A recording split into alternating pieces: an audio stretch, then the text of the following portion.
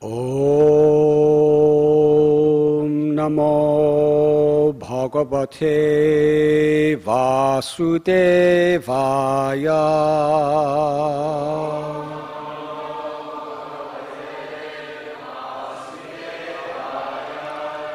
Om Namo Bhagavate Vasudevaya.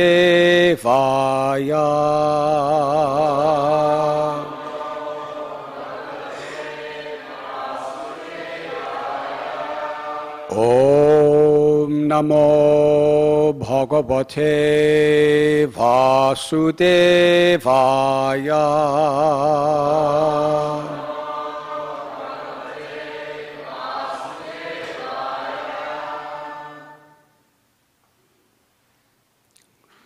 What is the verse today?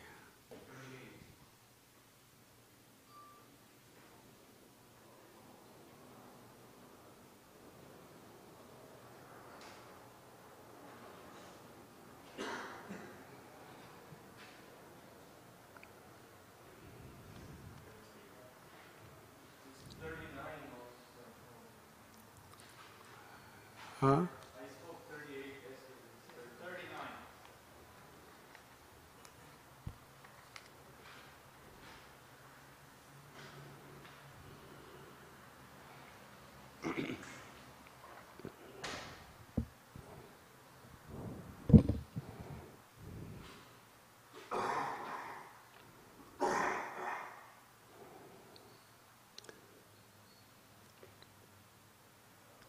Ataha bhavatava mahimamritaras samudra vipusha sukrid avalidaya.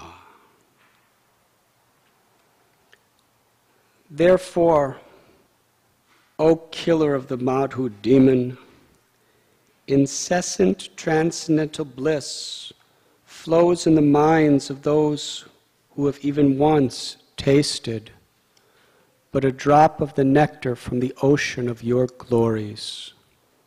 Such exalted devotees forget the tiny reflection of so-called material happiness produced from the material senses of sight and sound.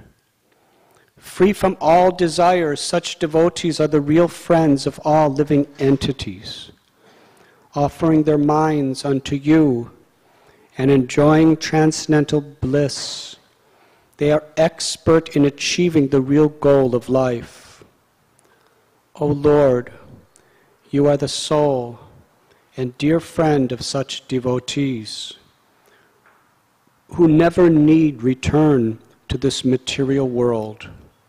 How could they give up engagement in your devotional service? Purport by His Divine Grace, A.C. Bhaktivedanta Swami Prabhupada.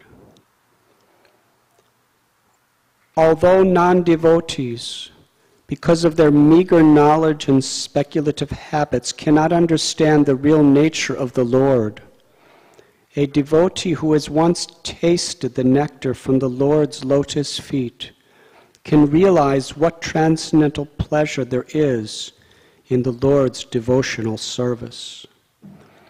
A devotee knows that simply by rendering service to the Lord, he serves everyone.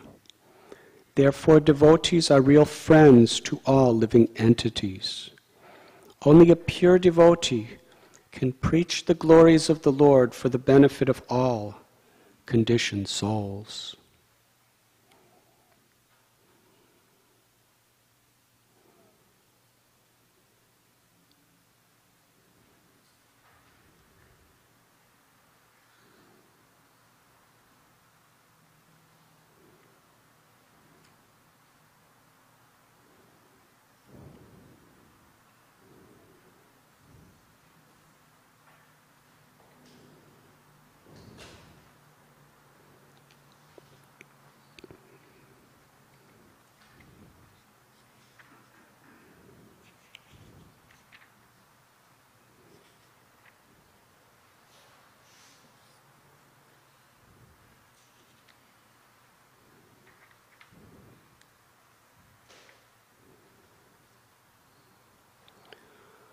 Om Akyantimidandasya Jnananjanachalakaya Chakshurun Militam Jena Tasmai Sri Gurave Namaha. Sri Chaitanya Manobhishtam Stapitam Yena Bhutale Swayam Rupa Kadamayam Dadati Swapadantikam Vandeham Sri Guru Sri Jutapatakamalам Sri Gurun Vaishnavamscha Sri Rupam Sagrajatam Sahagana Raghunathanbitam Tam Sajivam Sadvaitam Savadutam Parijana Sahitam Krishna Chaitanya Devam Sri Radha Krishna Padan Sahagana Lalita Sri Vishakanbitamscha. He Krishna Karuna Sindhu Dinabandhu Jagatpate Gopesha Gopika Kanta Radha Kanta Namostate Tapta Kanchana Gaurangi Radhe Brindavaneshwari Brishabhanu Sute Devi Pranamami Hari Priye Vanshakalpatarubhyascha Kripa Sindhubhya evacha Patithanam Bhavanibhyo Vaishnavebhyo Namo Namaha. Sri Krishna Chaitanya Prabhu Nityananda Sri Advaita Gadadhar Srivasadi Gaura Bhakta Brinda. Hare Krishna Krishna Krishna Hare Hare Hare Rama Rama Rama Hare Hare. Therefore, O killer of the Madhu demon, incessant transcendental bliss flows in the minds of those who have even once tasted but a drop of the nectar from the ocean of your glories. Such exalted devotees forget the tiny reflection of so-called material happiness produced from the material senses of sight and sound. Free from all desires, such devotees are the real friends of all living entities, offering their minds unto you and enjoying transcendental bliss. They are expert in achieving the real goal of life. O Lord, you are the soul and dear friend of such devotees who never need to return to this material world. How could they give up engagement in your devotional service? We are reading today from Srimad Bhagavatam, Canto 6, Chapter 9, The Appearance of the Demon Vritrasura, Text 39.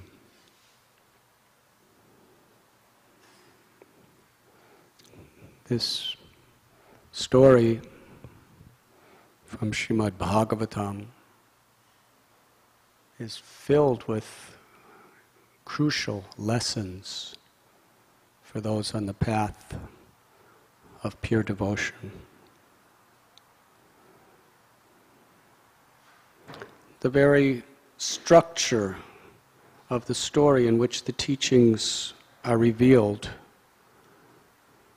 tell us so much about what we should aspire for, what we should be aware of.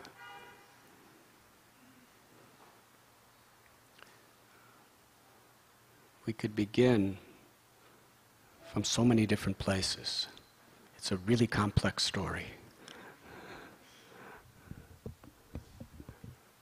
But in this particular verse, the Devas are praying to the Supreme Lord Vishnu.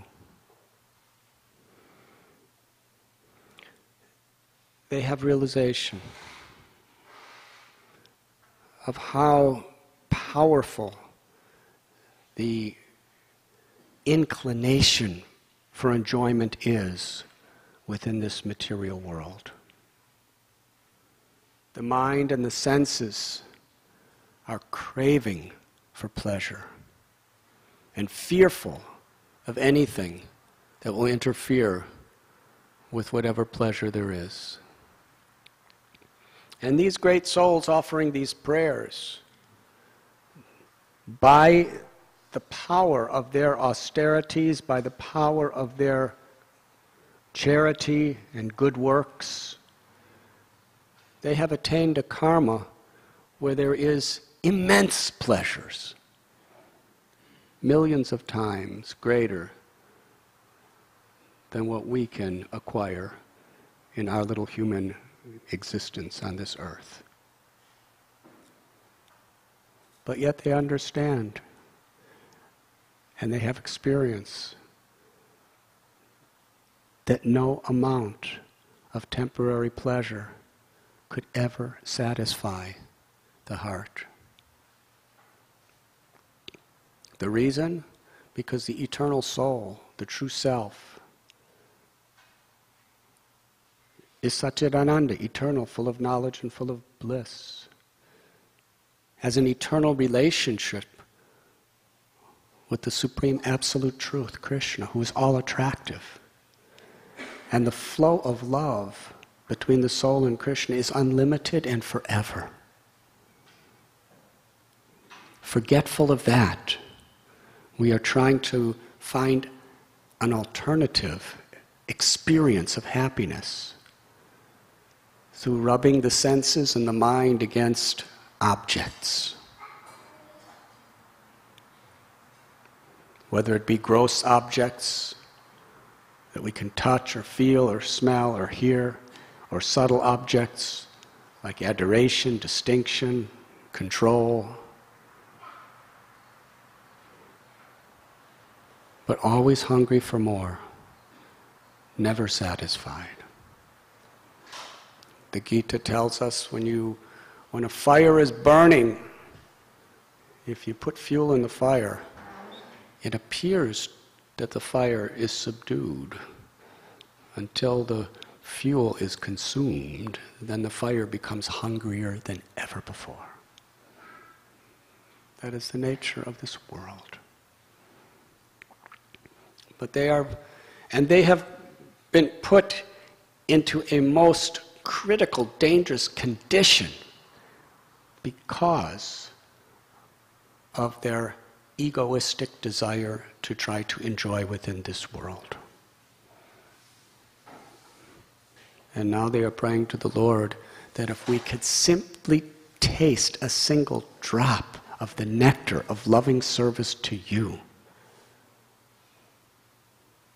then all the so-called pleasures of this material world become utterly insignificant.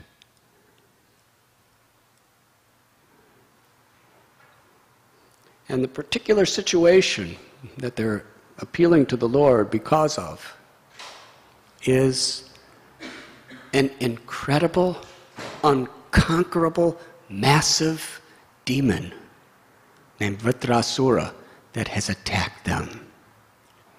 He's so huge and he's so powerful that there is nothing that they could possibly do to withstand his prowess. They're about to lose all their property, their families. They're about to lose their lives. And although they're very, very great conquerors, they're devas, there's nothing they could do except turn to God, which is actually the only thing anybody can ever do at any time that has any substantial, lasting effect on protecting us. Yes, we may call the police if some burglar comes to our house, and the police may or may not be able to stop the crime. But meanwhile, the power of time, at the time of the crime, is diminishing your life second by second by second. You're growing old. You're going to die. You're going to lose everything. Whoever you are, whatever you're doing. So really, the only protection in this world is Daivi he shugunamai mama maya duratyaya. When we take shelter of the Lord, then by the Lord's grace delivers us from this whole illusion of material existence, awakens our eternal soul. So the Devas are really in a predicament. It's not something they could just go to a meeting and discuss for, several weeks of what are we going to do about this. This massive personality is right now, he's so big, he's stepping on them like ants and crushing them. Yes? And he's right on top of them. So what are they going to do? They all turned to God, the only real solution. They surrendered. And it's interesting to understand where this Vritrasura has come from. There's a common saying, you cannot judge a book by looking at its cover. This is a most graphic example of that, on the highest level of transcendence. There was a king named Chitraketu. He was a very great, pious, religious man. And he needed a son to be the next king, because that was the tradition in those days. In fact, just 3 days ago, I was with a musician, and he told me that he was in a country which has a king, and there was a big marriage. It was Monte Carlo. There was a big, big marriage, and this band came, an American band came to play for their marriage. And the reason it was such a big celebration is that this particular prince, he wasn't married, and he needed to have a child to be the next king. Otherwise, there is no king. It has to be a biological line. So it was great anxiety for the country that the prince had no child, and that for the child to be authorized, it has to be from a properly married wife. So there was a marriage, and the whole idea of this is he will have a son who will be the next king. So among kingdoms, this is still going on today, although kingdoms are not very influential these days. But in the days of this Srimad Bhagavatam, this particular story, King Chitraketu, he was such a magnanimous, benevolent king. All the citizens loved him. Could you imagine having a leader where everyone loves you? And there was no political parties. He was the king until he decided to give it to his son. There was no votes. There was no campaigning.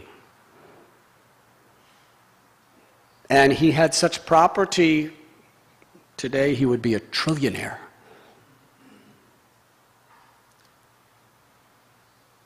But he had no son. He had no children. So he felt so destitute that I'm not performing my duty, because someone, on behalf of my ancestors, my forefathers, somebody has to take over after me. So Narada Muni and Angira Muni, they came to visit him, and he said, I'm so sad. Everything is going super excellent in every way, but I don't have a child.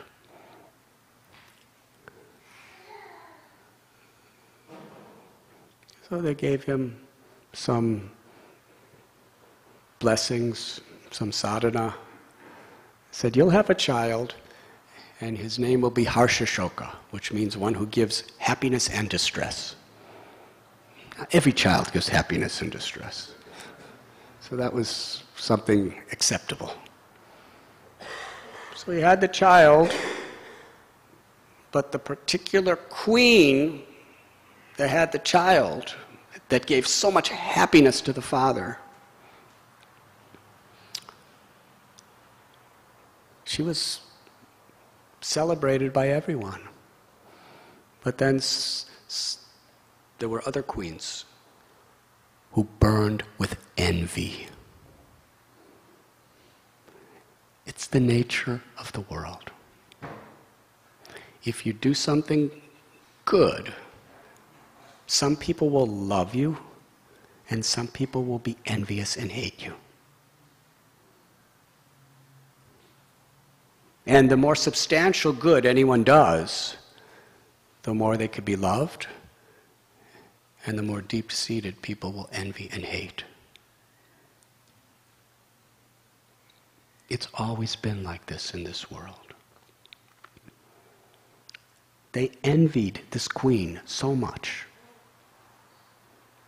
And envy can really cloud one's intelligence. You just become so victimized by this energy that they secretly poisoned the baby. The baby was dead. Now, everything the king was yearning for and suffering because he didn't have, he rejoiced when he got it. But to the degree you're attached to something, to that degree it hurts when it's taken away. And dukkhalayam ashashvatam. In this world, everything eventually is taken away. He was in total distress. He couldn't do anything. Then Narada Muni came by again. And Narada Muni, he told the little dead baby to wake up. He said, why have you left your father? And the dead baby spoke transcendental knowledge. He said, actually, I'm not this body, I'm the eternal soul. I'm not dead. There's no possibility of the soul being dead. I was called to be in this body for some time due to my karma. Now I'm being called somewhere else. Who is my father? I've had so many fathers. I've had so many mothers. As my soul is transmigrating birth after birth after birth after birth after birth. Aham bija pratapita. The Supreme Lord is our eternal father and mother. When Chitraketu heard this, he was enlightened. He totally took shelter of the Lord and became a great saint. Transcendentalist, who was purely an instrument of compassion for everyone in this world. And that's how he ruled. And one day he was on a tour, and he happened to be around the Kailash area, and he saw Shankar, Lord Shiva. And it was really an interesting setting, because there were all these great yogis, swamis, ascetics, rishis, who had renounced everything of the world to live in the jungle for the purpose of detachment from egoistic material enjoyment, to attach themselves to the highest liberation. That's why they all lived together in the jungle. And their ultimate hero, their guru, was Lord Shiva. And Lord Shiva was among the greatest rishis and sages of the world. And he was sitting, giving them a lecture on the subject of renunciation. And as he was speaking, Lord Shiva's consort, Parvati, was sitting on his lap. And he was embracing her very affectionately in front of all these swamis, yogis, and rishis, telling them about renunciation. And he was embracing her with so much love. And the rishis, they were just listening. They were learning, they were taking notes in their minds of everything he was saying. But for Chitraketu, this was really, it was really unusual to give a class like this. So he just couldn't help himself from speaking what was in his heart. Lord Shiva, he's telling all these great renunciates about renunciation while he's embracing his wife on his lap. How is this? And Lord Shiva, he understood the heart of Chitraketu. So he just smiled. And all the great sages and rishis, they didn't say anything, because it was all inconceivable to them. But Parvati did not like this. That who is this person to question the integrity of Shiva, my husband, my beloved? And she became quite angry. And she said, you are a shameless fool. You call yourself a king? And you, because you are so proud of your power, your position, your beauty, your fame, you are so proud of all of this and all of your wealth that you have become so low and shameless that you think you can question the integrity of Shiva?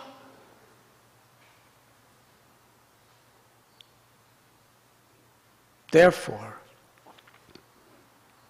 I curse you to lose all your power, all your fame, all your prestige, and to take birth in the lowest family of demons.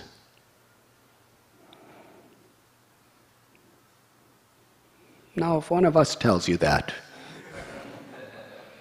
you'll say, who cares about you? But when Parvati says that,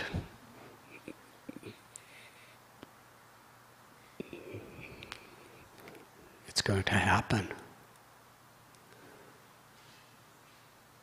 Chitraketu bowed down to Parvati with folded hands and a grateful heart. The man was just cursed to die and become a lowly demon in hell. And he bowed down with gratitude. And he said, actually, I didn't mean to offend Lord Shiva. I was actually glorifying him in another way, but you didn't understand me properly. But still, you did curse me that I have to take a hellish, lowish birth of being an enemy of all the devotees. And if that is the wish of my Lord, if that is my destiny, I thank you. Now, with your permission, I will go to take my next birth. Tatenu kampam susamikshmano bunjana evatmikrita vikamam. The fact is, Chitraketu Maharaj did make a serious mistake. And when the reaction came, instead of retaliating, because he did have the largest armies on the whole planet, he could have retaliated. He could have made excuses. He accepted even this most painful destiny as the grace of God. And he was happy. He was grateful. And he thanked the Lord and thanked Parvati and asked permission. Now let me go on and carry what I'm supposed to do. When Lord Shiva saw his reaction, he became ecstatic. Narayana parasarve nakutachana vidyate swarga pavarga narakeshu apitulyarta darshana. He said, just see the qualities of a devotee of Lord Narayan. All they want to do is serve. Whether they're in heaven, whether they're on earth, or whether they're in hell, makes no difference to them, because they know in any situation they can serve. Just see this Chitraketu Maharaj. He's happy to serve wherever the Lord wants him, in any situation. This is the glories of the true devotees. This is the highest liberation. Where there's love in the heart, we know that there is no situation, there is no predicament in the material, spiritual, or anywhere that we cannot serve. And our happiness comes through our service, not through the environment. Lord Shiva himself glorified Chitraketu as being the greatest Mahatma, the greatest saint. But then Chitraketu died and took his birth as Vritrasura, this really hideous, ugly, gigantic king of demons. And he's attacking the Lord's devotees because that's what he was supposed to do in this birth. And Indra, I'm going to go fast forward. There's going to be a tremendous battle between Indra and Vritrasura. And Vritrasura was just more powerful in every way than Indra, the king of heaven. Indra threw a thunderbolt at him, and Vritrasura just caught it and threw it back. And it hit Indra's elephant, and Indra's elephant vomited and fell down. And Indra was thinking, finished. There's nothing I could do against this unbelievable personality. He's just too much for all of us. There's nothing I could do. He gave up. And then Vritrasura, he spoke beautiful prayers to the Lord and incredible instructions to Indra that the greatest saints in the history of the world for thousands of years have recited these prayers of the demon for spiritual knowledge, direction, and enlightenment.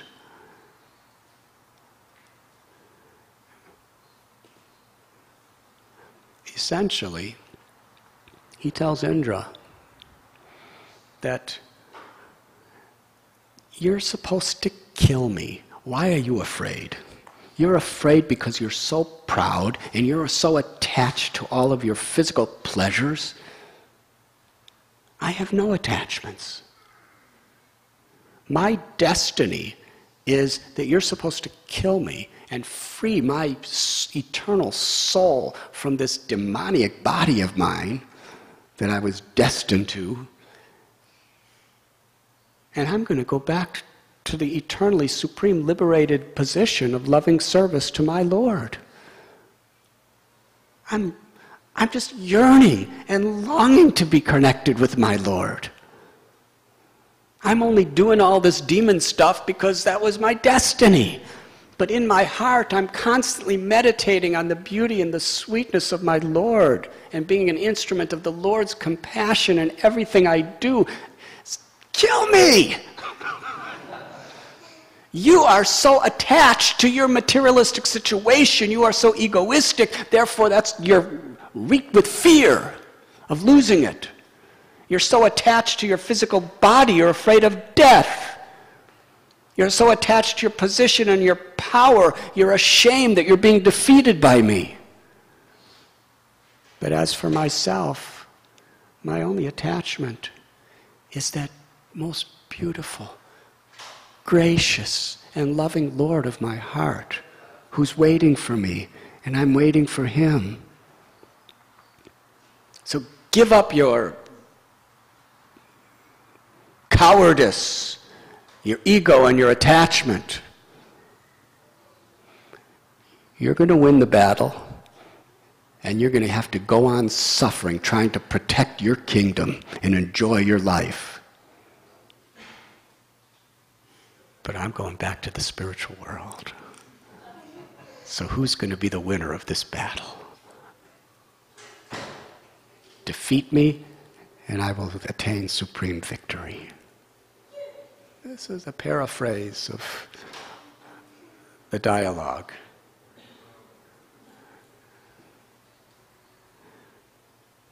So here are the greatest devotees in the bodies of devas who are mixed up with all kinds of material attachments. And here is a person of the lowest possible birth in a gruesome body of a demon who's a Paramhamsa, who's the greatest of saints, who's speaking transcendental knowledge to everyone. Because Vritrasura, despite his material condition, he was constantly tasting the nectar of loving service to the Lord, the nectar that is being described in this particular verse. Srila Prabhupada would sometimes quote the verse, Vaishnavera Kriyamudra Vigyana Bhujai, that we can't always understand the mind of a great soul. And this particular story very much highlights this principle. Is there any questions?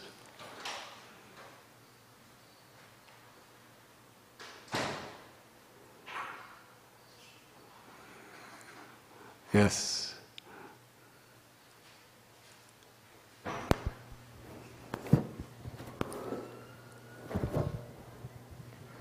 Thank you, Maharaj, for this very wonderful class.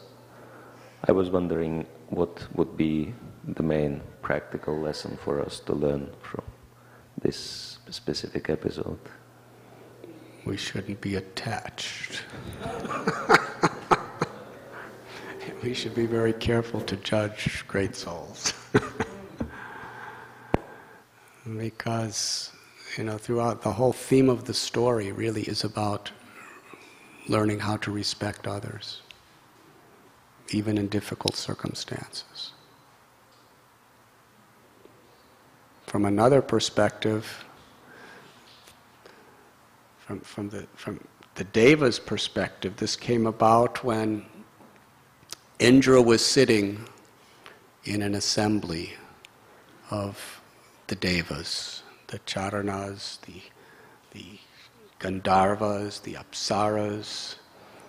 He was being fanned with chamaras. He was sitting on a magnificent bejeweled throne. There were the most exalted people of the world chanting his praises because he was their king. And he became proud. Indra's a devotee. But even devotees can become proud.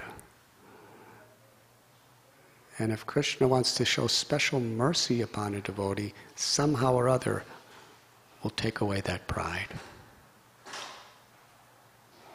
So here is Indra sitting in this incredible assembly of great personalities being worshipped.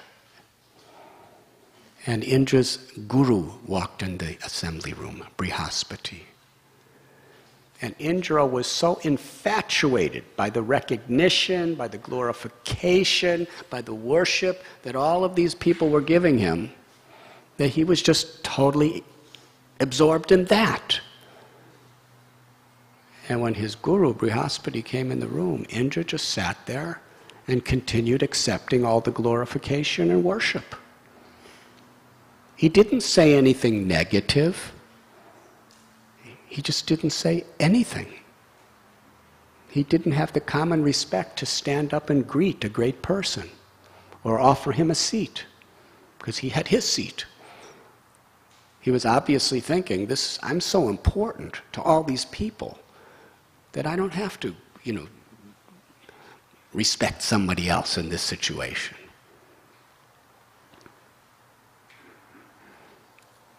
Brihaspati saw the heart of Indra, and he understood exactly what was going to happen, that Indra was going to lose everything. So Brihaspati didn't curse, didn't say a word.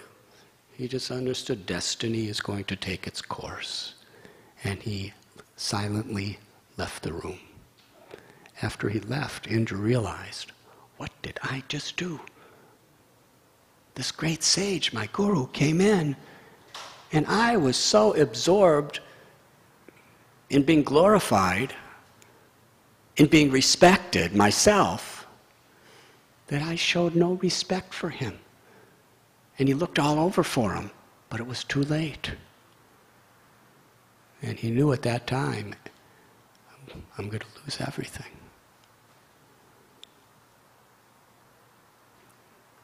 Yasyaham anugrinnami harisheta dhanam shanai. Srila Prabhupada would quote that when the Lord wants to show compassion, He'll give you what you want.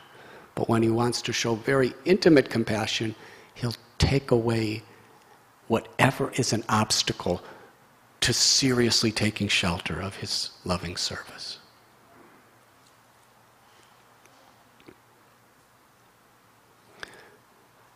Now, from another perspective, we read in the Bhakti Ratnakar about when Rupa and Sanatana Goswami, when they were living as the Home Minister and the Prime Minister of the entire Kingdom of Bengal, which went all the way down through South India and Orissa, Andhra Pradesh. It's very powerful. Actually, they couldn't go into Orissa, I'm sorry. But it was a very expansive. King Prataparudra was Orissa. But the king of Bengal was very powerful, with mass provinces. And he gave so much power and wealth to Rupa and Sanatana, who were then Dabir Khas and Sakar Malik by name. They were multi-billionaires. Magnificent palaces. Have any of you ever been to their place, Ramakeli?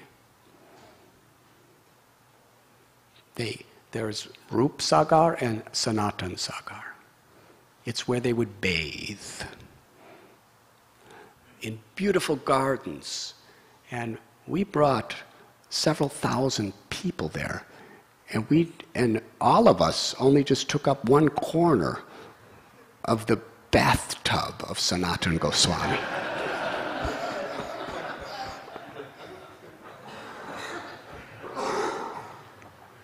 And this is 500 years later. You could imagine what it was like when it was brand new. And they were the greatest scholars in the world, too. They knew all languages. Srinivasacharya's father was telling Srinivasacharya about how when he was young, he went to Ramkeli. And he went to this assembly house. Rupa and Sanatana would invite scholars or pundits to discuss scriptures from all over the different countries. And for that purpose, they had built magnificent assembly houses. And it was all their property. And he said when everyone came, all the greatest scholars of the world would come and assemble there. And Rupa and Sanatana, they would sit, and they were so physically beautiful.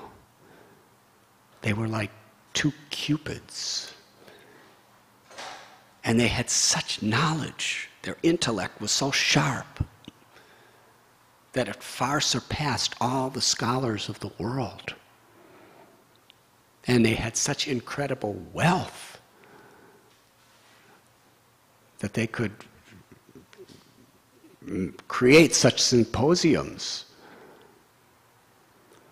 He said, what impressed him the most is even in that assembly, sitting in their exalted seats, if anyone came in, they would come down off their seats, they would greet that person, bow to him, arrange accommodations, arrange prasad, give everything. He said, this is the most extraordinary person. One who has so much and is still humble like a blade of grass. Amanina manadena. Lord Chaitanya taught, true renunciation is this. True renunciation doesn't mean living like a beggar. True renunciation doesn't mean giving away all the physical things you have, including your cell phones.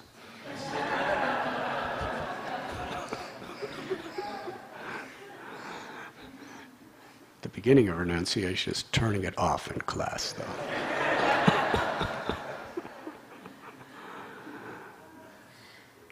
Lord Chaitanya taught that true renunciation, whether you're a king or whether you're a Swami living in the forest, real renunciation is amanina manadena. To give all respect to others and not to expect respect for oneself.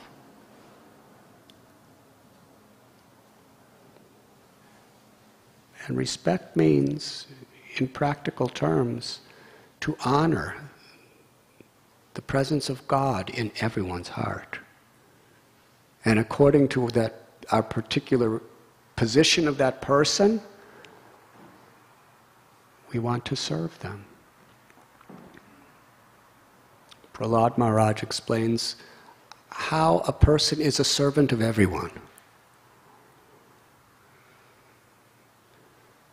To those who are in an exalted, superior position, we serve them by submissively inquiring, taking guidance, instructions, and following those instructions.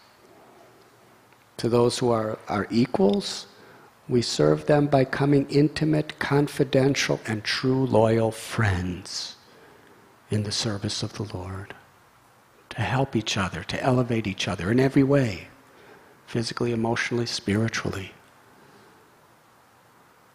To those who are in a lesser position, in a sense, then we serve them by giving them all honor and respect through trying to do everything within our power to uplift them in every way. And for those who are very antagonistic, if there's nothing we could really do for them to help them, then we honor them and respect them and serve them by keeping a distance and offering respect to the spiritual essence, to the presence of the Paramatma within their hearts. But in this way, to every living being, we're servant. And we read about great souls like Vasudeva the leper. He had leprosy and there were worms eating his body away. And if a worm fell from his body, Vasudeva would offer his obeisances to the worm and very, very respectfully and tender, lovingly, he would just pick up that little worm and say, you know, here's something to eat. Here's some place to live, and place him right back in the body from where he came from. Now, we cannot imitate that. If we try to imitate the most exalted souls, we will either go insane or we will die. But the principle is how to give honor and service to everyone according to their position.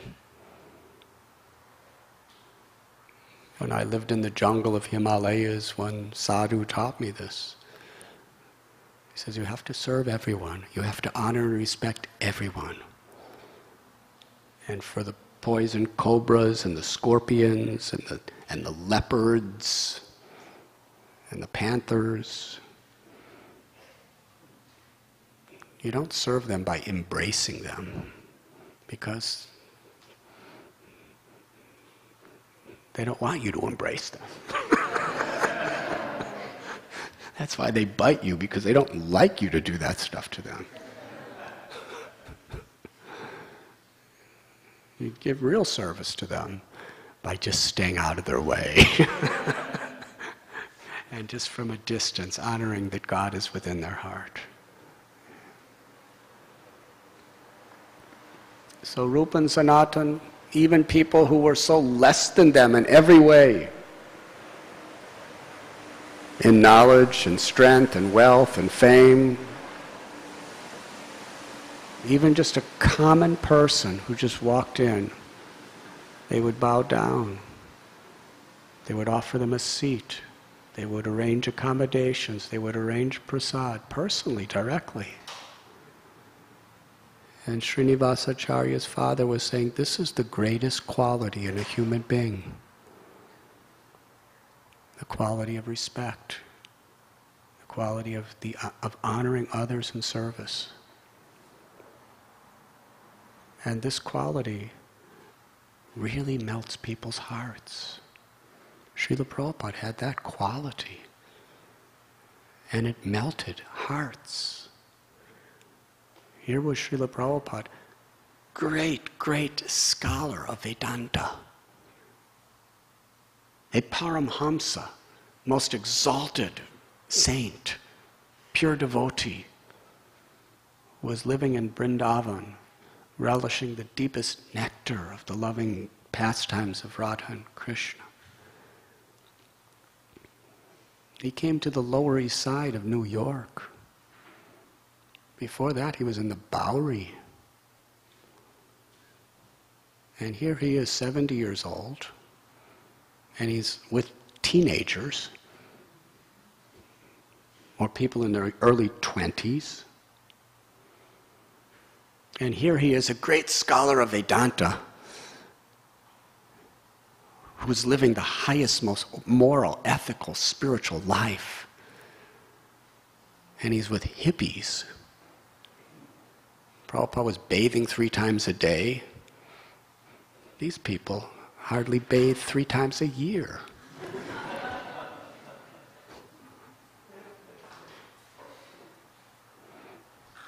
Prabhupada was living by the highest standards of spiritual morality.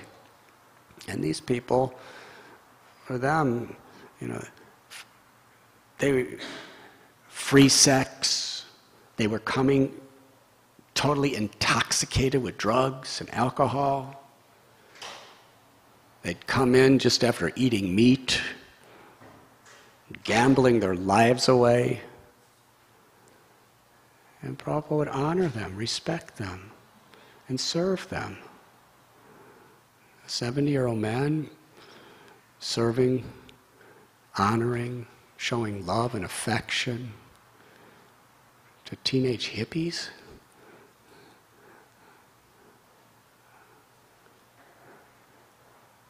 And because of that quality, he totally melted their hearts. He conquered their lives.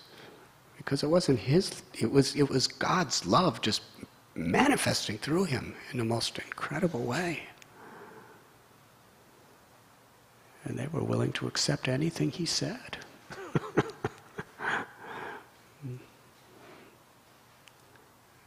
And that was Prabhupada's quality throughout. One of our God brothers tells the story that Prabhupada was sitting in a Guru Puja in Mayapur, and hundreds of people were chanting Guru Puja, glorifying him as their spiritual master.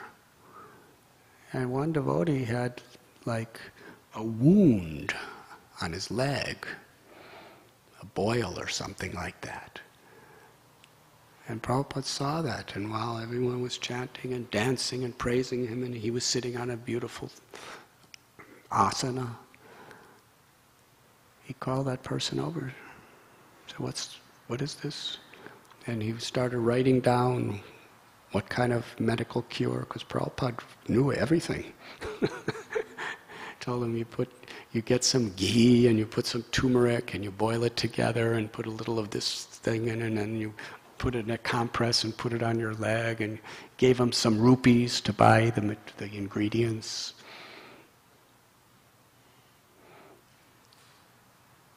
To a disciple. He just wanted, it was just his nature to serve, to love. And he was only accepting honor and glorification just to serve everyone, to help them to make spiritual progress. Nothing for me. Everything is for the people, so that they could progress. Whether it was cooking for them, whether it was putting medicine on them, or whether he was giving lectures to them, whether he was chastising them, whether he was accepting worship from them. It was all in the mood of honoring the soul and serving others. This is the basic principle of renunciation. This is the basic principle of human life and its purpose. Amani namanadena. And this story, from so many directions, is illustrating this. Indra lost everything because that's what he needed to do so that he could learn how to honor and respect others and not be infatuated by false pride. And however big or little we may be Indras within this world, this is the message of the Srimad Bhagavatam. Does that answer your question? Thank you very much. Srila Prabhupada ki jai.